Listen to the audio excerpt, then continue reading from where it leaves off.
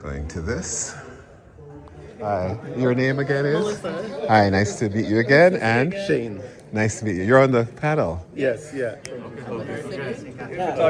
I was trying to get. I'll follow because I want to get one. Yeah, I'll go behind you.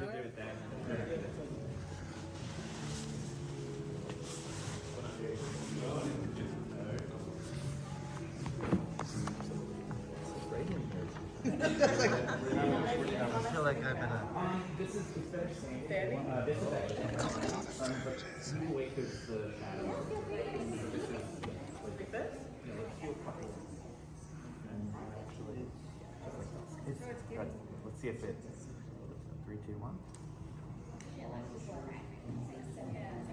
Yes, we'll do a couple more. I'm gonna do one more of the screen. Yeah, because the screen kind of creates like a weird. That's better. Hey, the light's over here. Like that? Forward? Yeah, there. That's perfect. Perfect. 3, 2, 1.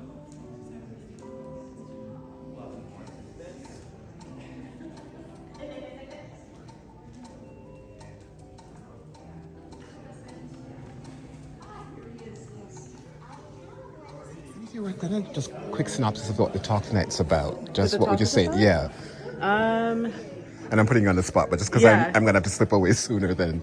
We're gonna be talking about Black memory, what that means to us, what it means for us to gather to create memories, and how that's powerful for us, and how the act of gathering to remember and imagine is a way of ushering a different future into reality. And that's a tradition that we've always done. We've always done. If you look at even indigenous African cultures, they always gather to remember and to talk about the future.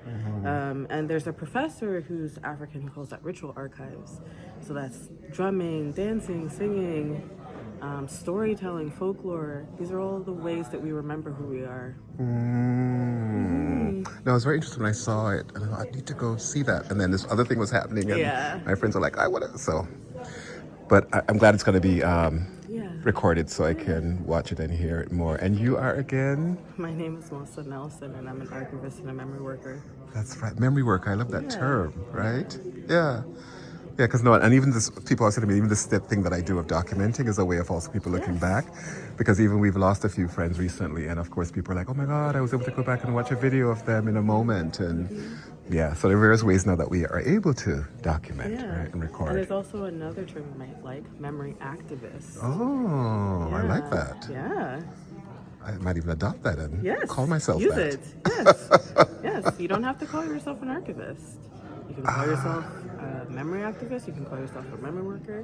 Whatever language resonates with you. And I like that of memory activists because when I think of the kinds of things I tend to document, it is about people taking action of varying kinds, right? Whether it's simply just creating space and asserting themselves in spaces, Yes. right? Particularly in Yes. spaces that they're not traditionally seen as, Yes. or in ways taking up space that challenge Yes. notions of who they are and who we are, really, yes, right? Yes, yes. That's also part of this conversation for sure.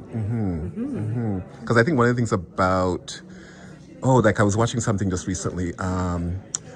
Who was it? Oh my God, I'm not remembering his name, but he is an artist who is saying he's tired of the term black artist, black art, and black artist.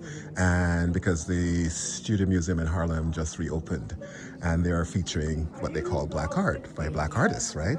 And he's saying, well, I'm concerned with the idea of the limitation of identity around that. And so then how do you stretch that, right? Yeah. So it's an interesting interrogation of like language that we use, but also, but then what does it mean to assert presence, right? Yeah. And what language helps you to assert presence in relationship to lots of things around you? I like the way you put that. Yeah, and I think that's something where it's like a tension, right? We want to define what we create as different from the standard, but we also don't want to use it in a way where it contains and limits what it means to create black art. Yeah. And for me, what I appreciate what he was saying was how we are often defined ourselves in relationship to something else, Yeah. as opposed to just simple. Just being Like we're the center, right? So if we're the center, what language really shapes that centeredness of ourselves to ourselves rather than relationship to people outside of us or around us, right? And the notions of blackness have often a lot have been constructed around in relation to sort of colonization, whiteness.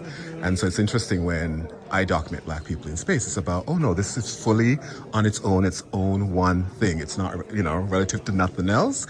And if it is in equal measure. Right, or equitable measure, right? Whatever the language that helps. So yeah. Anyway, thanks for talking. Yeah. Thanks for talking to me. Always. I mean, I've heard you speak many times, and you always say amazing stuff. Thank you. So I appreciate this little moment. Yeah, thank you.